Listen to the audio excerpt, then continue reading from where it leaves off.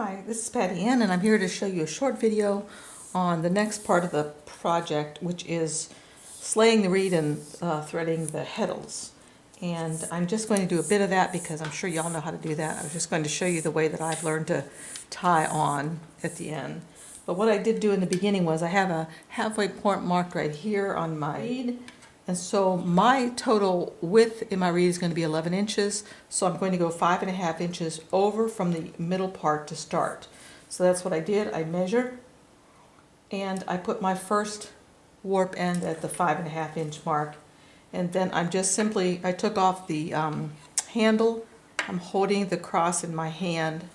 And I'm just taking 3 ends at a time. Okay, so I have these 3 ends right here, and I'm going to take the 3 ends all at one time, and we're threading this, or I'm threading for this one 3 ends per dent in a 10 dent reed. Okay. And I would just continue doing that all along until I got all of my yarns threaded. So let's pretend right now that I have all of my yarn all of my yarn on here.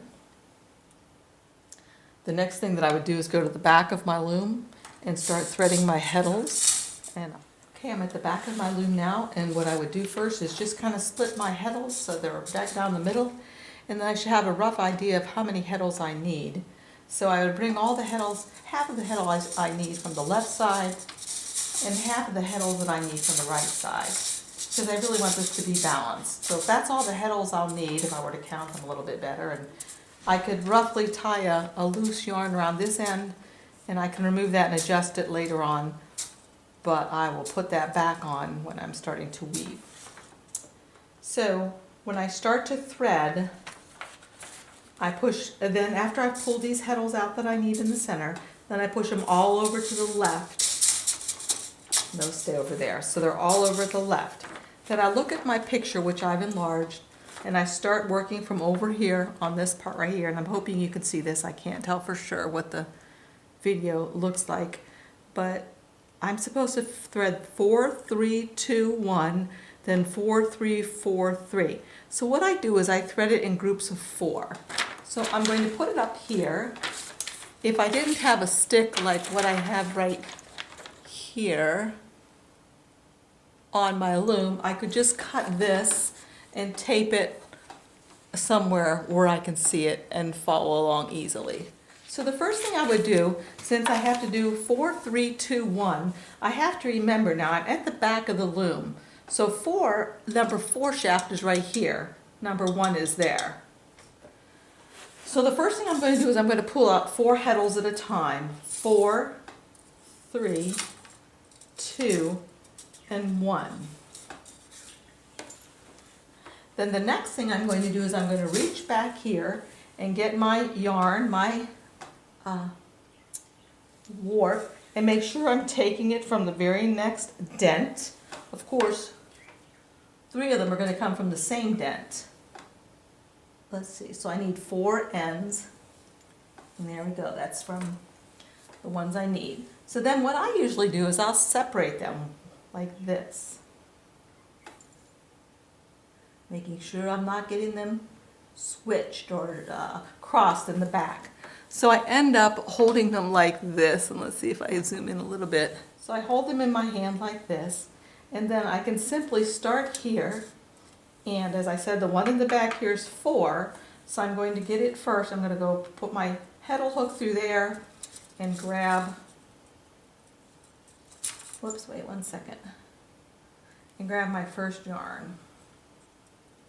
There's 4, 3, 2, and 1. So I did my first group, and I can check right now if I want to. 4, 3, 2, and 1. And I can already tell that nothing is crossed by the way I pulled them out from each other. So I'm just going to push them over here for now, and I'm going to continue doing this first repeat. Then I'll double check them one last time and tie them all together. So my next 4 are 4, 3, 4, 3. So I'm going to pick out 4 more yarn. 1, 2. This yarn is so small, it feels like you're picking out one piece or one end, and you really have 4. Aha, I forgot to do something first. So what am I supposed to do first? I'm supposed to pull out the heddles that I need. And this just helps me to not get confused or not do the wrong thing. So it's 4 and 3 and 4 and 3.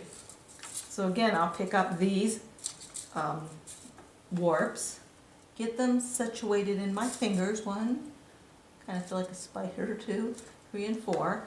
So it's 4, which is back here, 4, 3, the next string on my fingers, and 4, and 3. So again, what I can do is I can check these 4 threads to make sure they're right.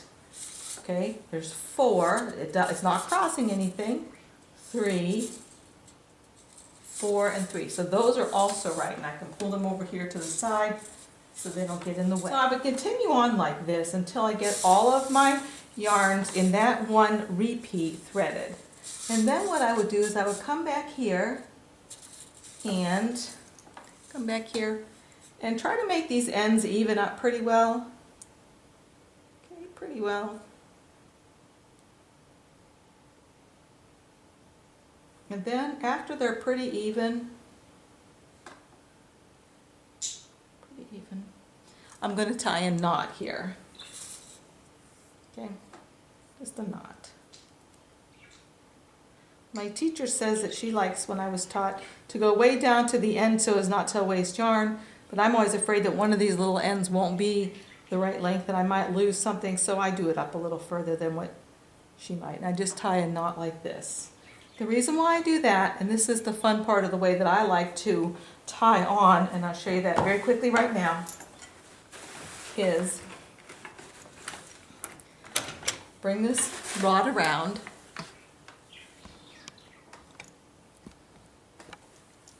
Okay. If you'll notice here, I have a loop of yarn that's about, well, let's see, how long would this string have been before I tied a knot in it? It's about 18 inches or so. Okay, so I have a piece of yarn about 18 inches. I make it into a loop, and then I just tie a knot. So what I have is like a ring. Then I'll take that ring, and I'm going to thread it around the apron rod. And I'm going to put the end with no knot through this, and the only reason why that matters is because I prefer to have the knot up here against the apron rod instead of out here. Okay, so what you're left with out here is a nice little loop. Nice little loop right here. Okay, to tie on, and let's pretend like this is a larger bout than what it is, I would take that little knot that I had before, my fingers are in here, take the little knot. I'm going to first of all make a knot like this, lark's head, okay? So what I'm doing is, fingers are in here, they're kind of opened up a little bit. I pinch, then twist around and pull that through because then it's a lark's head knot. So again, there it is. There's the fingers and you can barely see that string. I would use a thicker yarn generally too, maybe one that has some grip to it, nothing really smooth, especially for when you put these on the front.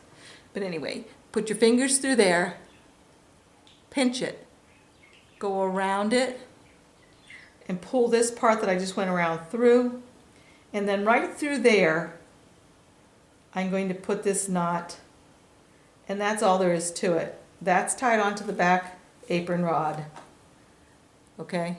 And every one will be tied on like that. Easy. And you don't waste as much yarn when you do that because you don't have all this waste from here to here.